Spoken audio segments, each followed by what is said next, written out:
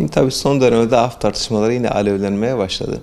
Cumhuriyet'in 100. yılında bunda etkisi var. Daha önce Cumhuriyet'in 10. yılında ve 50. yılında da af kanunları çıkmıştı. O yüzden 100. yılda da bir af kanunu beklentisi ortaya çıktı. Şimdi tabii Türkiye'de baktığımız zaman daha çok af kanunlarında genelde devlete karşı işlenen suçlar kapsam dışında tutulmuş. Ama vatandaşa karşı işlenen suçlar ise tam tersine af kapsamına alınmıştır. Normalde aslında işin özünde olması gereken devletin kendisine karşı işlenen suçları affetme etkisinde olması. Vatandaş da kendine karşı işlenen suçlarda kendisini affetme etkisinde olması lazım.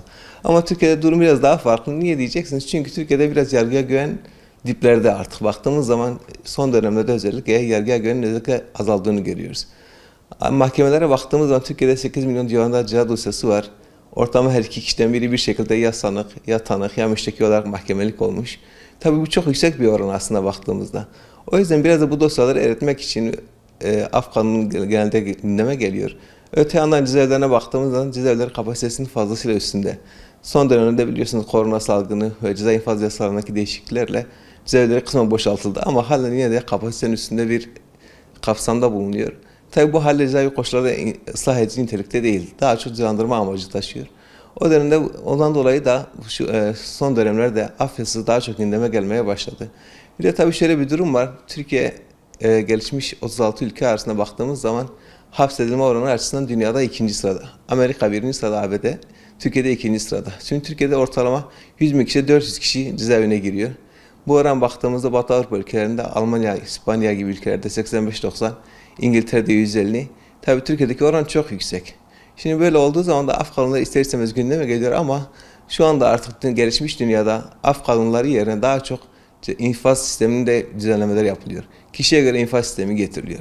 Kader mahkumu dediğimiz insanların azılı mahkumlarla karıştırılmayıp farklı statüye tabi olmaları gerekiyor. Çevrenin koşullarına uyarak veya arkadaşın etkisinde kalarak bir suç işleyen veya cahillik eden insanla artık bu işi meslek haline getirmiş insanların aynı kefeye konmaması lazım. Bu insanlara ilişkin infazın da farklı olması lazım. Kimisi cezasının yarısını yatarken, kimisi 4'te 3'ünü, kimisi de gerçekten tamamını yatması gerekirken Türkiye'de genelde bir genelleme yapılıyor. Herkes aynı kefede, ya herkes beraber cezaevinde yatıyor, ya herkes beraber affolup çıkıyor. Bu da tabii ister istemez toplum vicdanında yaraları sebep oluyor. Kişi diyor ki bana karşı işlenen suç, ben de bunun mağduruyum, bunun sıkıntısını ben çektim ama devlet bunu affediyor. Ama devlet kendisine karşı yaptığı en ufak bir yanlışı da affetmiyor. Tabii bu bir çelişkidir. Bu çelişkinin giderilmesi gerekiyor.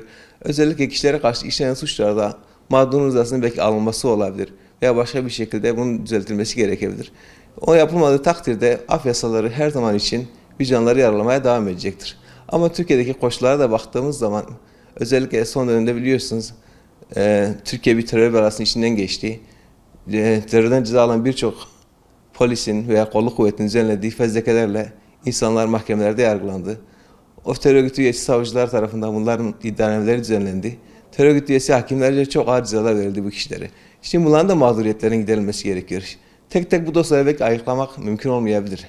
Tahmin ediyorum biraz ondan dolayı devlet toptancı bir anlayışla belki bunların hepsini affedeyim diyor. Çünkü kurun yanında yaş dayanıyor. Kurlarla yaşları ayıklama şansın da yoksa ne yapacaksın? En azından yaşlar yanmasın diye kurları da mecbur muaf tutuyorsun.